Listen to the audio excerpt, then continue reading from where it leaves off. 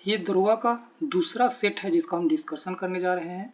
इसमें 50 क्वेश्चन है जो दरोगा एग्जाम के लिए काफ़ी महत्वपूर्ण होगा। तो चलिए शुरू करते हैं। देखिए पहला क्वेश्चन कह रहा है कि निम्नलिखित में किस महाद्वीपीय पठार की श्रेणी में रखा गया है, यानी कि कौन सा महाद्वीपीय पठार की श्रेणी में रखा गया। देखिए ब्राजीलियन पठार है, ये कहाँ की है, ये दक्षिण अमेरिका के ब्राजील की पठार है जिसको ब्राजीलियन की पठार है, इसको भी महाद्वीपीय पठार कहा जाता है। ये प्राद्वीपीय भारत का पठार है, इसको भी कहा जाता है। ये पश्चिमी ऑस्ट्रेलिया पठार है, ये ऑस्ट्रेलिया के पश्चिमी भाग में पाया जाता है, तो इसे भी महाद्वीपीय पठार की श्रेणी में रखा गया है। इस प्रकार से जो पहला क्वेश्चन है उसका आंसर हो जाएगा डी नंबर, यानी कि उपरोक्त सभी। चलिए दूसरा क्वेश्चन देखिए, कह रहा है कि पृथ्वी की ऊपरी परत किन शैलों से निर्मित है। देखिए पृथ्वी है जिसकी ऊपरी सतह है जो आग्नेय चट्टान से निर्मित है। देखिए जब ज्वालामुखी विस्फोट होता है और पृथ्वी के आंतरिक भाग से मैग्मा निकलती है और यही मैग्मा जब पृथ्वी के सतह पर आकर के ठंडी हो जाती है जिससे निर्माण होता है आग्नेय चट्टान का, उसी चट्टान से पृथ्वी की ऊपरी सतह जो बना हुआ है। लेकिन नदी के द्वारा मिट्टी जो बिछाई गई है तो ये मिट्टी ऊपरी सतह हो जाती है, लेकिन अगर मिट्टी को हटा दिया जाए तो ये जो पृथ्वी की जो ऊपरी सबसे सतह है वो आग्नेय चट्टान है। आग्नेय चट्टान है जिसको प्राथमिक चट्टान भी कहा जाता है। इसी के क्रियान्वयन पर आगे जो निर्मित होती है उसे कैंतिक चट्टान भी कहते हैं, परतदारी चट्टान भी होती है जो समय समय के बाद अपने स्वरूप को बदलती रहती हैं, लेकिन जो मुख्य चट्टान है जिसको प्राथमिक चट्टान है वो आग्नेय चट्टान ही है। चलिए तीसरा क्वेश्चन देखिए, कह रहा है कि गैस, धूल और अरबों सितारों का एक विशाल संग्रह है वो क्या कहलाता है। तो ये आकाश गंगा कहलाता है। गैस, धूल, अरबों सितारों से मिलकर क्या बनती है, तो आकाश गंगा बनती है और लाखों करोड़ों आकाश गंगा से मिलकर के एक ब्रह्मांड का निर्माण होता है। तो चलिए देखिए चौथा क्वेश्चन क्या कह रहा है, पेंगोंगत्सो झील भारत और किसके द्वारा साझा किए जाने वाला जल निकाय है। तो ये जो पेंगोंगत्सो झील है जो कहाँ पर है, लद्दाख में है। तो लद्दाख में हमारा किस देश के साथ सीमा बनती है, तो चीन के साथ सीमा बनती है। तो ये झील है भारत और चीन के द्वारा साझा किया जाता है। ये हर समय सीमा विवाद के कारण ये झील हर समय चर्चा में रहती है। चलिए नेक्स्ट क्वेश्चन देखिए 5 नंबर, कह रहा है अंगोरा ऊन किससे प्राप्त होता है। ये ऊन है किससे प्राप्त होता है, ये अंगोरा ऊन है जो खरगोश से प्राप्त होता है। चलिए नेक्स्ट क्वेश्चन देखिए 6 नंबर क्या है कि छत्तीसगढ़ में किस खनिज का भंडार है, यानी कि देश में सर्वाधिक जो योगदान है छत्तीसगढ़ किस अयस्क का देता है, तो ये देता है टीन अयस्क का। ये टीन अयस्क का देता है जो छत्तीसगढ़ में भारत के 35% टीन है जो सिर्फ छत्तीसगढ़ से ही निकाला जाता है। तो ये काफी महत्वपूर्ण भंडार है, कहाँ ये छत्तीसगढ़ में है।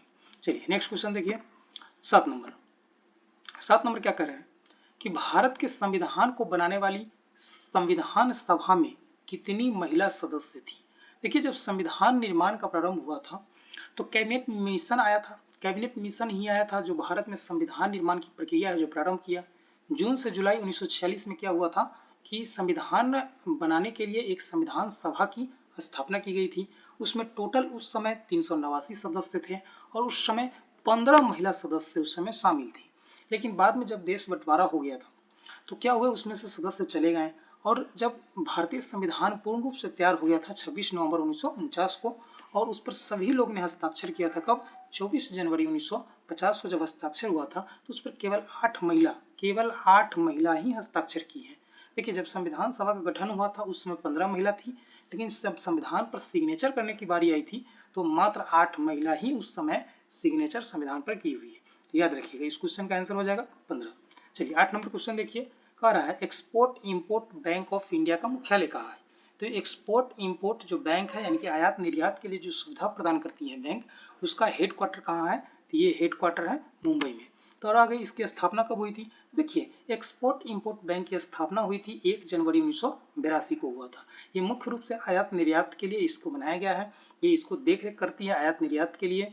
चलिए नेक्स्ट क्वेश्चन देखिए 9 नंबर कह रहा है कि आर्थिक समृद्धि का संकेत क्या है, यानी कि विकास का क्या संकेत है। जब देश में विकास होती है तो क्या हम देखकर बोलते हैं कि ये आर्थिक समृद्धि हो रहा है।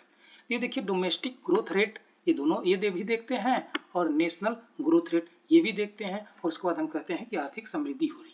तो इस प्रकार इस 9 नंबर का क्वेश्चन हो जाएगा सी नंबर, इसका आंसर हो जाएगा। चलिए 10 नंबर देखिए, 10 नंबर कह रहा है कि मेरू रज्जु निकलती है। देखिए मेरु रज्जु कहाँ से निकलती है, तो मेरु रज्जु है जो मेंडुला से निकलती है। और मेंडुला ये किसका काम क्या है, तो ये काम करता है श्वसन, पाचन और हृदय गति को ये नियंत्रण करता है। देखिए ऑप्शन ए में है प्रमस्तिष्क। प्रमस्तिष्क का क्या काम है, तो ये सबसे पहले कि मस्तिष्क का सबसे बड़ा भाग है प्रमस्तिष्क, और सोचने सीखने की जो हमें क्षमता विकसित हुई है वो प्रमस्तिष्क के माध्यम से ही हुआ है। देखिए ऑप्शन सी है पोन्स। पोन्स का क्या है, ये श्वसन और नींद का काम ये पोन्स के द्वारा संचालित होता है। वहीं ऑप्शन डी है अनुमस्तिष्क। तो अनुमस्तिष्क क्या है, ये मस्तिष्क का सबसे पिछला हिस्सा होता है और ये शरीर को संतुलन करने में महत्वपूर्ण ये रोल निभाता है। और स्वैच्छिक क्रिया जैसे कि हम सांस ले रहे हैं, हृदय का स्पंदन हो रहा है, ये सब किसके माध्यम से होता है, तो ये अनुमस्तिष्क है। अगर कोई शराब पी लेता है तो उसकी अनुमस्तिष्क से जो प्रभावित हो जाता है, जिसके वजह से वो बहुत कुछ उसे याद नहीं रहता है, बहुत कुछ भूल जाता है, शारीरिक संतुलन ठीक से नहीं बन पाती है, इसके वजह से वो हिलते डुलते रहता है। तो इस प्रकार 10 नंबर का क्वेश्चन हो जाएगा आंसर इसका बी नंबर। चलिए 11 नंबर देखिए, कह रहा है डीपीटी का उपयोग से रोकथाम होती है। देखिए डीपीटी का पूरा नाम होता है डिप्थीरिया, पर्ट्यूसिस और ट्यूबरकुलोसिस। ये डिप्थीरिया यानी कि ऑप्शन बी ये इसका रोकथाम करता है। ये क्या है, एक बीमारी है जिसके मतलब कि टीकाकरण के डीपीटी का उपयोग किया जाता है। वही ऑप्शन ए देख रहे हैं क्षय रोग। देखिए क्षय रोग यानी कि टीबी को कहते हैं ट्यूबरकुलोसिस। तो ट्यूबरकुलोसिस के लिए बीसीजी का हम लोग उपयोग करते हैं, बीसीजी के टीका से टीबी का नियंत्रण करते हैं। वहीं पोलियो का टीका का खोज कौन किया था, तो रोनाल्ड रॉस, इसके द्वारा पोलियो का खोज किया गया था। टीका का सबसे पहले पोलियो का टीका का ही खोज किया गया था। भारत है जो 2014 में पोलियो मुक्त हो चुका है। चलिए क्वेश्चन नंबर देखिए 12 नंबर, कह रहा है कि नाइक्रोम का होता है, यानी कि नाइक्रोम का गलनांक पूछ रहा है। तो नाइक्रोम का जो गलनांक है वो इसका उच्च गलनांक होता है। क्यों, नाइक्रोम है जो निकल और क्रोमियम से बना होता है, जिसकी गलनांक होती है जो ऊंच होती है, लगभग 1400 डिग्री सेल्सियस पर इसको गलाया जा सकता है क्योंकि यह इसका उच्च गलनांक होता है। और इसका हीटर में हम लोग मुख्यतः नाइक्रोम का ही प्रयोग करते हैं। चलिए देखिए 13 नंबर क्या कह रहा है कि सबसे अधिक क्रियाशील धातु कौन सी है। देखिए सबसे अधिक क्रियाशील धातु इस ऑप्शन के अनुसार पोटेशियम है, कि पोटेशियम है जो सबसे ज्यादा इलेक्ट्रॉन त्याग करने की क्षमता रखती है, जिसके वजह से इसके अभिक्रियाशील क्या है, बढ़ जाती है। तो इस प्रकार इसका आंसर क्या हो जाएगा, डी नंबर। देखिए क्वेश्चन 14 नंबर क्या कह रहा है कि सोवियत गणराज्य के उस पहले देश का नाम बताइए जिसने अपनी स्वतंत्र की घोषणा की थी। तो यूएसएसआर में से कौन सा देश है जो सबसे पहले अपनी स्वतंत्रता की घोषणा की थी, तो ये था कौन सा, ये लिथुआनिया था। लिथुआनिया है जो 11 मार्च 1990 को अपने आप को स्वतंत्र कर लिया था। जब 1990 में यूएसएसआर जब टूटा तो लगभग 11 राज्यों में 11 देशों में इसका डिवाइड हो गया था और यूएसएसआर टूट करके छोटे छोटे राष्ट्रों में ये विभाजित हो गया था। ये प्रक्रिया सबसे पहले शुरू कौन किया था, तो लिथुआनिया किया था। कब, 11 मार्च 1990 को। और 1990-91 होते होते यूएसएसआर 11 राष्ट्रों में टूटकर विभाजित हो गया था। चलिए नेक्स्ट क्वेश्चन देखिए 15 नंबर, कह रहा है कि युगादि नववर्ष है। तो देखिए युगादि नववर्ष है जो मेनली आंध्र प्रदेश, तेलंगाना, ये दक्षिण के जो राष्ट्र है वहां पर, जो दक्षिण भारतीय राज्य है वहां पर युगादि का नववर्ष मनाया जाता है। चलिए नेक्स्ट क्वेश्चन देखिए 16 नंबर, कह रहा है कि मैग्नस कार्लसन निम्नलिखित में किस खेल से संबंधित है। तो मैग्नस जो कार्लसन है वो मेनली शतरंज के खिलाड़ी है, तो ऑप्शन सी नंबर इसका आंसर हो जाएगा। चलिए नेक्स्ट क्वेश्चन देखिए, कह रहा है कि द्वितीय विश्व युद्ध में इटली ने किस वर्ष समर्पण किया था। इटली है जो द्वितीय विश्व युद्ध में 1945 में ये समर्पण किया था। तो द्वितीय विश्व युद्ध हुआ कब था, ये 1939 से लेकर के 1945 तक द्वितीय विश्व युद्ध हुआ था। चलिए नेक्स्ट क्वेश्चन देखिए, कह रहा है कि गंडक जो उत्तर पश्चिम बिहार की एक प्रमुख नदी है, बिहार के सीमा में किस जगह प्रवेश करती है। तो गंडक है जो बिहार में नेपाल से ये वाल्मीकि नगर यानी कि पश्चिमी चंपारण से प्रवेश करती हैं और गंगा में जाकर के मिल जाती हैं। चलिए नेक्स्ट क्वेश्चन देखिए 19 नंबर, कह रहा है कि रोमानीवाद क्या है। तो रोमानीवाद क्या है, देखिए एक 18वीं 19वीं शताब्दी में एक आंदोलन हुआ था और यह क्या है, एक सांस्कृतिक आंदोलन था जो 18वीं 19वीं शताब्दी में आंदोलन हुआ था। चलिए 20 नंबर क्वेश्चन देखिए, कह रहा है कि पारिस्थितिकी तंत्र में तत्वों के चक्रण को क्या कहते हैं। यानी कि तत्वों के चक्रण यानी कि कोई भी चीज का निर्माण होता है फिर इसका धीरे धीरे डिस्ट्रॉय हो जाता है, यानी कि प्राकृतिक में वो फिर से मिल जाता है, जिसको अपघटन क्रिया कहा जाती है। ये क्या है, ये जैव भू रासायनिक चक्र है, इसके माध्यम से ये तत्वों के चक्रण होते रहता है बार बार।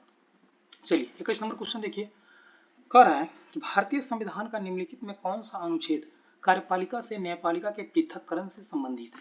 तो ये देखिए, ये अनुच्छेद है 50, जिसको डीपीएससी में रखा गया है और ये कार्यपालिका को न्यायपालिका से अलग होने की बात कही जाती है। यानी कि कार्यपालिका स्वतंत्र है, न्यायपालिका स्वतंत्र है। इसके बारे में कहाँ कहा गया है, तो ये आर्टिकल 50 में कहा गया है। चलिए नेक्स्ट क्वेश्चन देखिए, कह रहा है कि नेताजी सुभाष चंद्र बोस अंतर्राष्ट्रीय हवाई अड्डा कहाँ है। ये नेताजी सुभाष चंद्र बोस अंतर्राष्ट्रीय हवाई अड्डा है जो कोलकाता में है, इनकी वेस्ट बंगाल में है। चलिए नेक्स्ट क्वेश्चन देखिए, कह रहा है कि यह किसने कहा था कि यदि भगवान अस्पृश्यता को सहन करते हैं तो मैं उन्हें कभी भगवान नहीं मानूंगा। तो ये स्टेटमेंट बी.आर. अम्बेडकर का है, जिन्होंने कहा था कि भगवान अगर अस्पृश्यता को यानी कि छुआछूत को सहन करता है तो मैं उसको कभी भगवान नहीं मानूंगा। ये बी.आर. अम्बेडकर का ये स्टेटमेंट है। चलिए नेक्स्ट क्वेश्चन है, सिंहेश्वर मेला का आयोजन कहाँ किया जाता है। तो सिंहेश्वर मेला का आयोजन है जो मधेपुरा में होता है। वहीं सौराष्ट्र मेला का आयोजन कहाँ किया जाता है, तो ये दरभंगा मधुबनी के क्षेत्र में यानी कि मिथिला क्षेत्र में सौराष्ट्र मेला का आयोजन किया जाता है। चलिए नेक्स्ट क्वेश्चन 25 नंबर कह रहा है कि निम्नलिखित में कौन बिहार में सर्चलाइट समाचार पत्र के संपादक थे। तो सर्चलाइट समाचार के जो पत्र के जो संपादक है वो मुरली मनोहर प्रसाद है। ये बिहार के समाचार पत्र है और ये लगभग 1882 के आसपास में इसके संपादन किया गया था मुरली मनोहर प्रसाद जी के द्वारा। चलिए नेक्स्ट क्वेश्चन देखिए 26 नंबर, देखिए महाजन समिति निम्नलिखित में किससे संबंधित है। देखिए महाजन समिति का संबंध कई क्षेत्रों से रहा है। इसकी स्थापना 2 बार हुई है। एक बार 1966 में महाराष्ट्र और कर्नाटक का जब सीमा विवाद हुआ था तो उस समय भी महाजन समिति का गठन किया गया था। चलिए ऑप्शन देखते हैं कौन सा ऑप्शन है। देखिए ऑप्शन में ये एक महाजन समिति है जो चीनी उद्योग को कैसे क्रियान्वयन किया जाए उसके लिए भी गठन किया गया था। तो महाजन समिति का संबंध किस क्षेत्र से है, चीनी उद्योग से भी है और एक बार महाराष्ट्र और कर्नाटक के जो सीमा विवाद था उसको सुलझाने के लिए भी महाजन समिति का गठन किया गया था। यहाँ पर चीनी उद्योग है तो चीनी उद्योग के लिए भी हो जाएगा, क्योंकि चीनी उद्योग के किस प्रकार से क्रियान्वयन किया जाए उसके सलाह के लिए भी महाजन समिति का गठन किया गया था और एक बार सीमा विवाद के लिए। तो दोनों बार है, याद रखिएगा, जो ऑप्शन में है उस प्रकार से इसका आंसर हो जाएगा। चलिए नेक्स्ट क्वेश्चन 27 नंबर कह रहा है कि अर्थशास्त्र में विकास का सिद्धांत किसने दिया था। तो देखिए अर्थशास्त्र में जो विकास का सिद्धांत है वो एडम स्मिथ के द्वारा दिया गया था। एडम स्मिथ को मतलब कि आधुनिक जो अर्थशास्त्र है उसके पिता कहा जाता है। एडम स्मिथ ही है जो अदृश्य हाथ यानी कि इनहेडिबल हैंड के जो सिद्धांत है वो इसी के द्वारा दिया गया था। अदृश्य हाथ का जो सिद्धांत है एडम स्मिथ के द्वारा दिया गया था। चलिए 28 नंबर क्वेश्चन है कि 28 नंबर क्वेश्चन क्या कर रहा है कि किस गैस को द्रव्य में बदलने के लिए सरल विधि कौन सी स्थिति में होती है। तो ये कम तापमान और उच्च दबाव के माध्यम से किसी भी गैस को द्रव्य में बदला जा सकता है। इसका ऑप्शन ए नंबर इसका आंसर हो जाएगा। चलिए 29 नंबर कह रहा है कि 1899 से 1900 में मुंडा विद्रोह को निम्नलिखित में किस नाम से जाना जाता है। तो मुंडा विद्रोह को एक अन्य नाम से उलगुलान विद्रोह के नाम से भी जाना जाता है। इसके जो मुख्य नेता थे जो बिरसा मुंडा थे, ये मुख्यतः भागलपुर झारखंड जो रांची क्षेत्र है जो छोटा नागौर पठार है उस क्षेत्र में ये विद्रोह काफी हद तक हुआ था और लास्ट में इसको अंतोगत्वा दबा दिया गया था। इसे ही उलगुलान विद्रोह, उलगुलान का अर्थ होता है महान विद्रोह, इसको महान विद्रोह का संज्ञा दिया गया था। तो इस प्रकार से इसका आंसर हो जाएगा बी नंबर। चलिए 30 नंबर क्वेश्चन कह रहा है कि निम्नलिखित में कौन सी जगह को मंगल और चंद्रमा के भौगोलिक समानताओं के कारण एनालॉग रिसर्च स्टेशन के लिए उपयुक्त स्थल के रूप में चिन्हित किया गया है। तो देखिए एनालॉग रिसर्च सेंटर के लिए लद्दाख को चिन्हित किया गया है क्योंकि लद्दाख का जो क्षेत्र है वो मंगल और चंद्रमा के भौगोलिक स्थिति के समान है, क्योंकि वहाँ की जलवायु इस प्रकार है जैसे चंद्रमा और मंगल ग्रह के कुछ भौगोलिक समानताओं के कारण इसकी वहाँ पर रिसर्च सेंटर बनाया गया है। क्योंकि जब हमारे खगोल शास्त्र के जो लोग हैं वो मंगल और चंद्रमा पर जब जाएंगे तो उनको वहीं मतलब कि रिसर्च के लिए जब जाएंगे तो ट्रेनिंग की आवश्यकता होती है। तो ट्रेनिंग के लिए जलवायु चाहिए उसी प्रकार से ठीक जैसे चंद्रमा और मंगल का है, तो ये ऐसा जलवायु ठीक लद्दाख में पाया जाता है। तो वहीं पर जो व्यक्ति है वहीं पर उनको प्रशिक्षण दिया जाता है। ये रिसर्च सेंटर कहाँ है, ये लद्दाख में है। चलिए नेक्स्ट क्वेश्चन 31 नंबर कह रहा है कि विश्व का पहला thorium molten salt nuclear power station किस देश में शुरू किया गया है। तो ये चीन में इस प्रकार का स्टेशन शुरू किया गया है, यानी कि थोरियम को पिघला करके ऊर्जा की जो पूर्ति किया जा सके।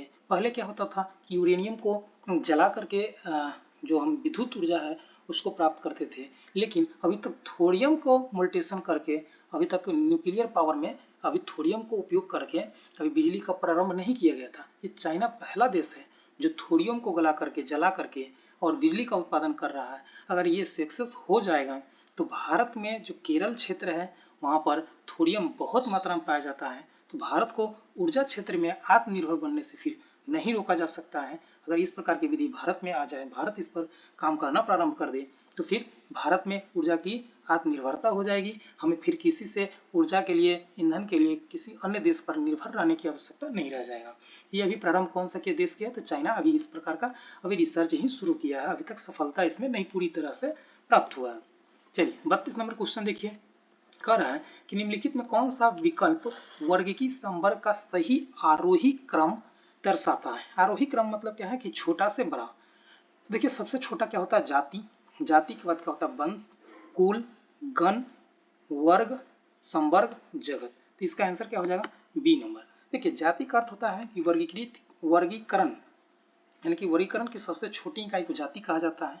वंश क्या है, वंश जाति के समूह को वंश कहा जाता है, और वंशों के समूह को कुल कहा जाता है, और कुल के समूह को गण कहा जाता है, और गण के समूह को क्या कहा जाता है, वर्ग, और वर्गों के समूह को संघ कहते हैं, और सबसे बड़ा जो होता है वो क्या कहलाता है, जगत कहलाता है, जो किंगडम कहते हैं। ये सबसे बड़ा होता है जो जगत होता है। इस प्रकार से 32 क्वेश्चन है, उसका आंसर हो जाएगा बी नंबर।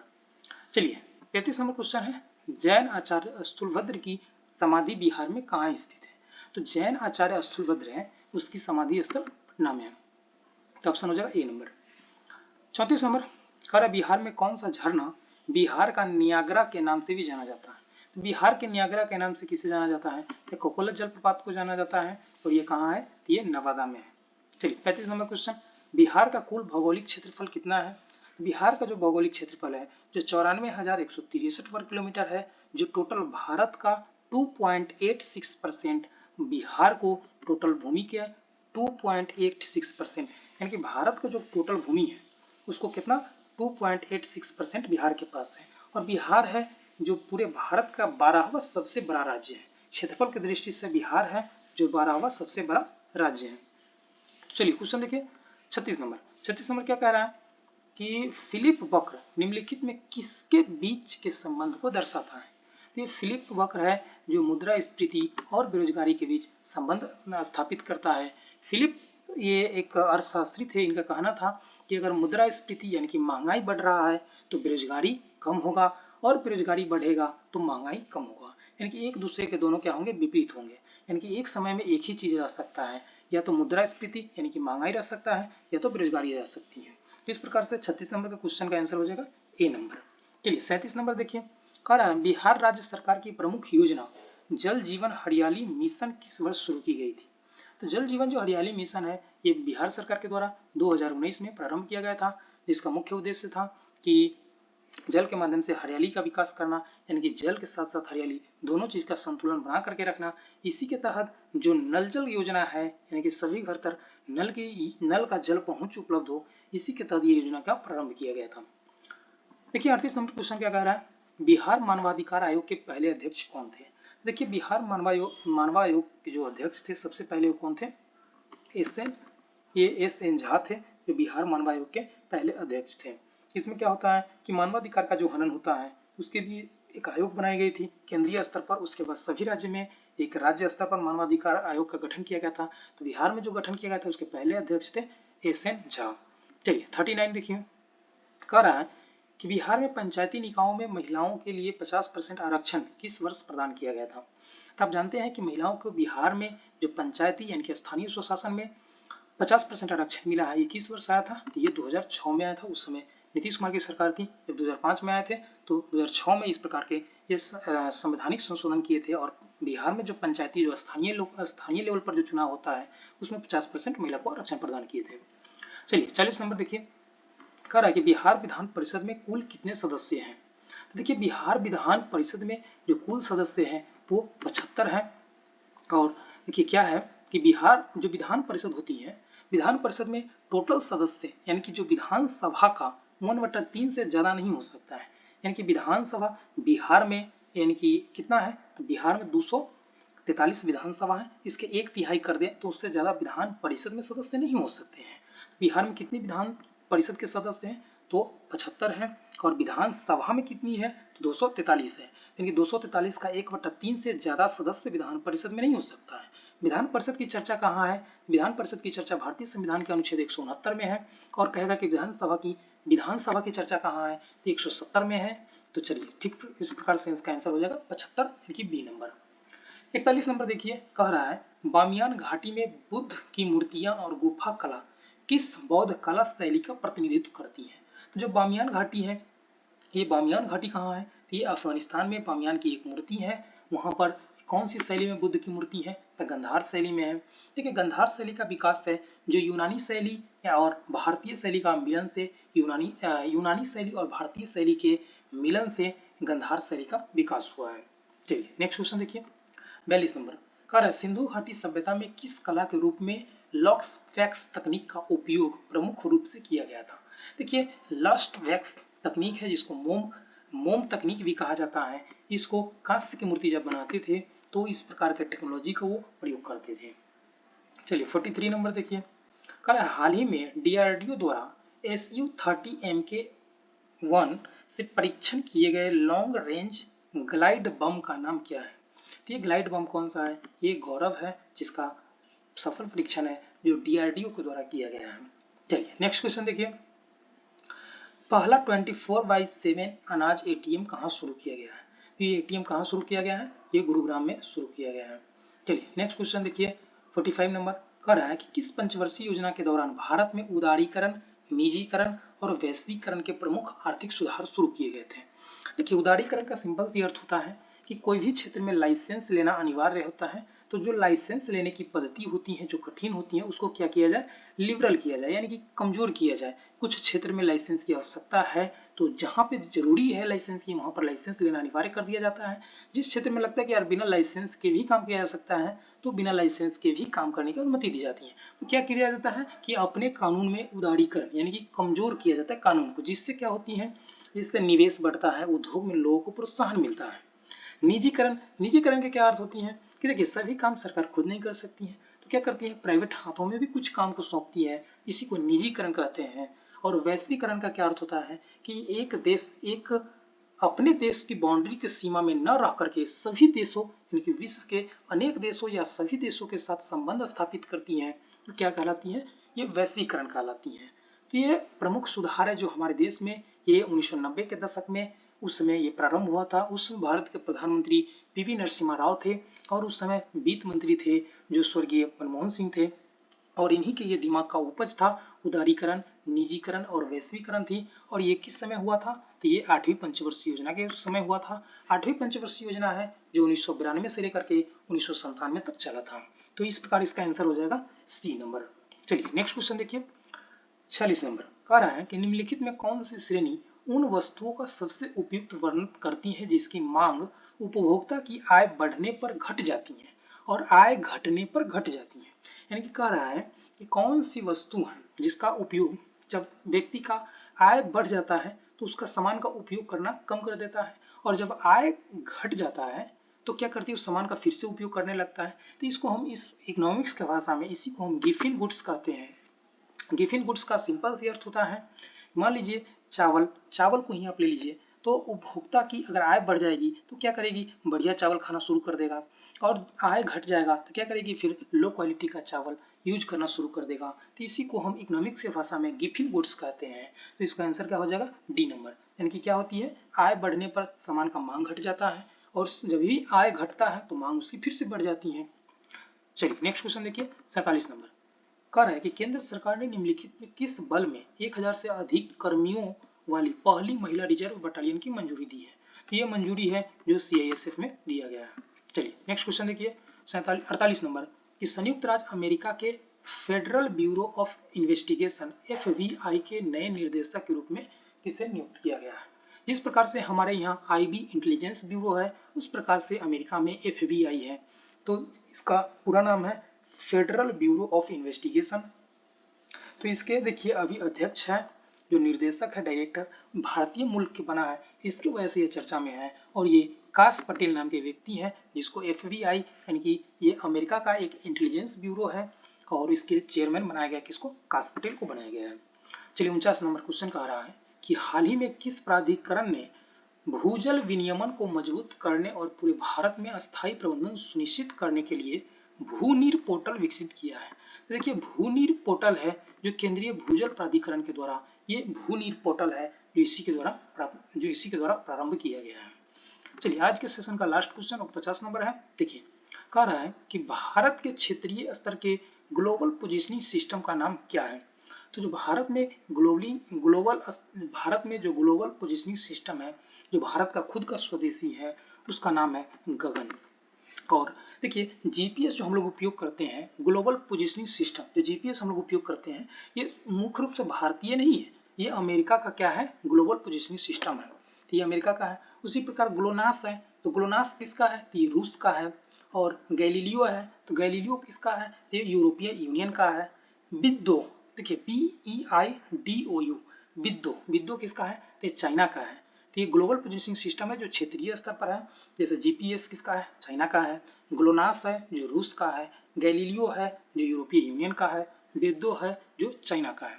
तो अब भारत का क्या है, तो भारत का गगन है। जो ग्लोबल पोजिशनिंग सिस्टम जो हम मैप का उपयोग करते हैं, उसी का क्षेत्रीय नाम है, जो विभिन्न देश में विभिन्न नाम से जानी जाती हैं। तो इस प्रकार से आज का हमारा ये सेशन समाप्त हुआ। जय हिंद, जय भारत। आप लोग को अगर ये पसंद आए तो लाइक कीजिए, शेयर कीजिए, कमेंट कीजिए। जय हिंद, जय भारत।